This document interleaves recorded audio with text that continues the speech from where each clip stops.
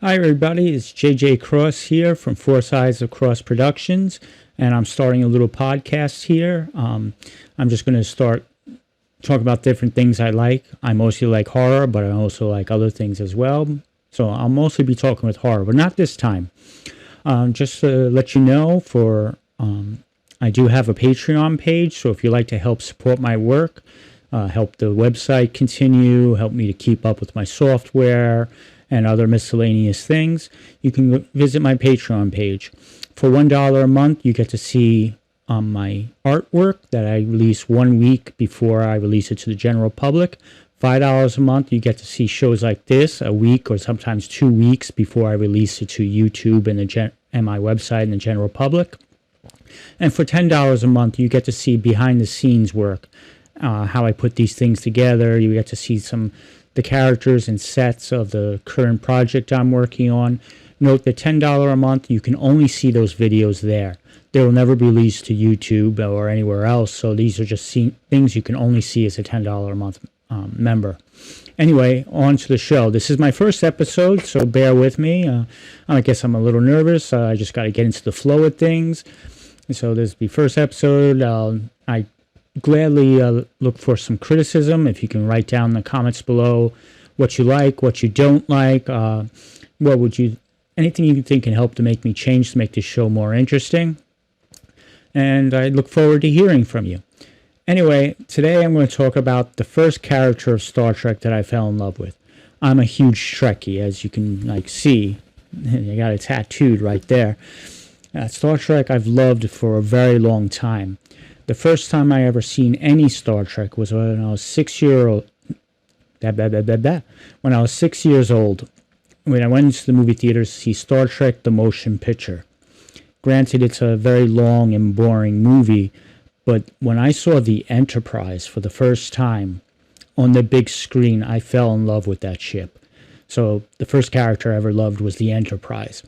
And since my first experience, when I first getting to see the Enterprise was the refit, also the NCC 1701A, that's the ship I love more than anything else. I know other people like the original because that's what they grew up with, or the 1701D from the Next Generation, that's what they grew up with. But this is my first look at the Enterprise, which you can see here. I have some pictures here. It's a really beautiful ship. And seeing us on the big screen for the first time, I was in awe. I felt like Captain Kirk when he was looking at the Enterprise, seeing it, and how he just looked in admiration and awe. It's a really beautiful ship, as you can see here. Not this one. J.J. Abrams, everything prior to J.J. Abrams is what I consider Star Trek, and I actually love. So yeah, seeing the Enterprise for the first time in that long, drawn-out shot, wasn't drawn out to me because I was just sitting there like watching that ship. It was amazing. And I guess the other movies, like I got to see the Star Trek series afterwards because my dad took me to see the motion picture, and I couldn't stop talking about the Enterprise. So being a young kid, the story didn't so much matter to me, and getting to see what now as an older and anyone else looking back on it, there's a lot of long, drawn-out special effects scene. But every time I saw the Enterprise, that's all I remembered back then, and why I wanted to see it again. I just wanted to see the Enterprise. Later on, when I started watching the original series, where my father told me about it, I saw the older Enterprise, and it was, because they look similar. I still love the movie one, where the only Enterprise, I believe, that they've ever shown that doesn't have the red in front of the nacelles. And I remember the first episodes of Star Trek that really, really hit to me was The Enemy Within. For some reason, I guess it was the first time I saw it. I know it's a Dr. Jekyll, Mr. Hyde type story, but this is the first time since I was a kid that I ever saw the splitting, the good Kirk and the bad Kirk. But what always stuck out with me was that you need your good and bad side in order to function as a strong human being. That you can't be all good, you can't be all bad. You have to have them together and properly trained, properly disciplined, and that, especially in the show, a point that in order for him to make strong leadership orders and doing all these things, he needed to have his dark side, and he needed his dark side properly under wraps. Needless to say that when Star Trek 3 came and the Enterprise got destroyed, that hit me really hard. I mean, since the Enterprise was the first character, and it is a character of the show, because you can even see in the original series or even the Next Generation, the Enterprise is very much so a character.